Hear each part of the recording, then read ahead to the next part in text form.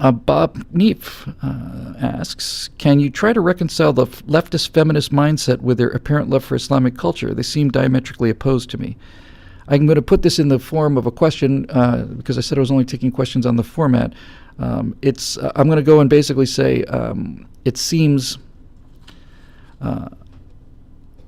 I wish it were true that the left didn't get in bed with the Islamists, but it seems like they do.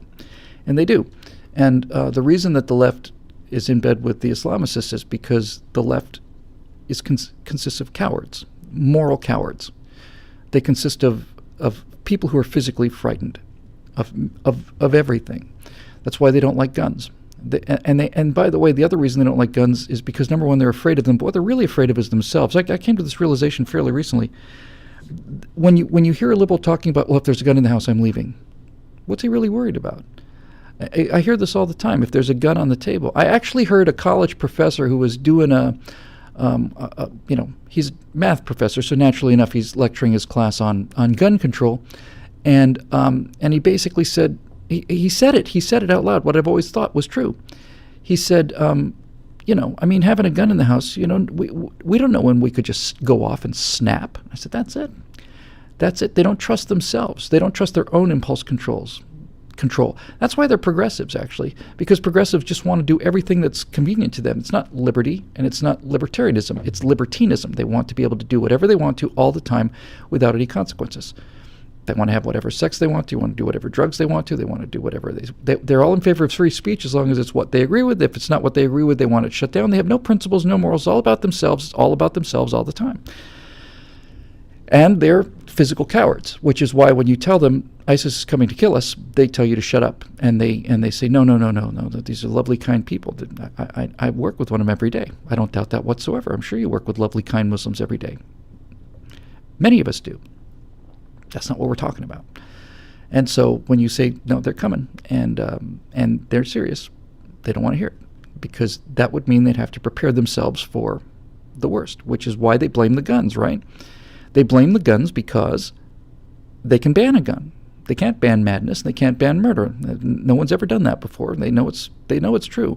They fetishize the object, and they say if we could just get rid of the object, we'd get rid of the crime. We'd get rid of the murder. We'd get rid of the rape. We'd get rid of Islam. We'd get rid of ISIS. We'd get rid of all these things if we could just get rid of the guns. And as anybody with a brain knows, that just means that they'd come at us with rocks and knives and swords. And the greatest moment in the history of cinema, without question, in my mind, the greatest single moment in the history of cinema is when Indiana Jones is faced with that guy with the sword in Raiders of the Lost Ark, and he's doing the...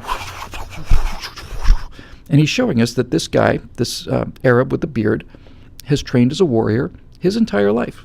He's trained as a warrior in swordsmanship since he was 3. Now he's 30. Now he's the greatest swordsman in all of the Middle East. And Indiana Jones is an archaeologist and a college professor, but he has the thunderstick, and that is the great leveler. And he turns away because it was a nuisance. It was a nuisance. The greatest threat that they could put up was inconvenient to him. That instant where he pulls his pistol out, shoots the guy, and the look on Indiana Jones's face, which is not a look of remorse, it's not a look of panic, it's not a look of fear, but it's a look of, I don't have time for this. It's the greatest moment in cinema. Did I say cinema? Bad, Bill. It's the greatest moment in the history of movies. So, I'm getting to the Islam thing. So, the idea that if you ban guns means you're going to ban violence is just exactly the opposite. If you ban guns, it means the people that don't practice violence all the time will have no chance whatsoever. 100-pound school teacher has no chance against 5 guys if it's all about fists. But if she's got a gun, she's got a chance. And so there you go. So the reason that the liberals are defending Islam is twofold. Number one, they're afraid of Islam, and they want it known that they're on their side because they think that if they make it clear that we're on their side, then Islam won't hurt them. They're unwilling to face the fact that the thing that Islam hates about the West is liberalism. If you want to really get down to what Islam hates about the West, it's liberalism. It's our treating women like equals, and it's allowing homosexuals to walk the streets, and it's all the rest of these things that they find terrifying and scary. These guys are terrified of women. That's something you need to know, by the way. They're terrified of women. They're terrified of the whole idea of women. There's a pretty solid rumor going around that they're in mortal terror of being killed by women because they don't get to go to paradise if they're killed by a girl.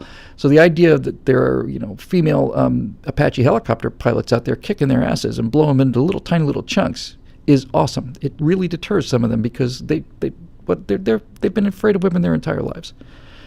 So you have this kind of weird sort of alignment where the liberals are saying, no, we love Islam. We think Islam is great. Let's all bow down and grant Islam all. That's what's happening in Sweden. They're just basically saying, please don't kill us. We'll give you whatever you want. How often have you heard this from cowards? This is what cowards do. This is cowardice in a nutshell, as a matter of fact, right? In a nutshell, that's cowardism. Please don't hurt me. I'll do whatever you want. Really? Yeah. Give me all your money. Okay. Give me your daughter. Okay. Get on the ground. Yes, sir. So they're not prepared to defend themselves. They don't have the psychic strength for the entire idea of defending themselves. It just terrifies them. So they will submit. That's what Islam means, is submission. So they don't particularly have a problem with submission. Now, obviously, needless to say, I'm not saying that these feminists and these gay supporters that are progressives think that that's what they're going to get. It's just that they refuse to see the threat because they're so afraid of the threat, and they therefore take all of their anxiety and fear out on the one threat that they can see, but that they're not afraid of, and that's us. They know that they can criticize Christians. They know they can criticize conservatives. Nobody's going to lop their heads off. So they take all their rage and anger and terror out on us and all their fear out on us. And they basically say, see, if it weren't for you conservatives, these guys wouldn't be mad at us. But that's not what they say. That's not what the Islamists say. The Islamists say, no, we hate the feminists. We hate the gays. We hate the liberals. We hate the drunks. We hate the gamblers. And we'll kill them all. As for these Bible-believing men who fight, we respect them, and we will allow them to live as dhimmis, paying a tax and without full citizenship rights, but they're people of the book, and we respect them. That's what they say to each other because that's what they believe. So the other part of this equation is, look, if you're a leftist and you're a leftist intellectual, I coined a term today. See if I can remember it. I should have tweeted it. At least I'll put it down now as a marker. I was in the gym. I was getting changed. What was the term? A little expression was... I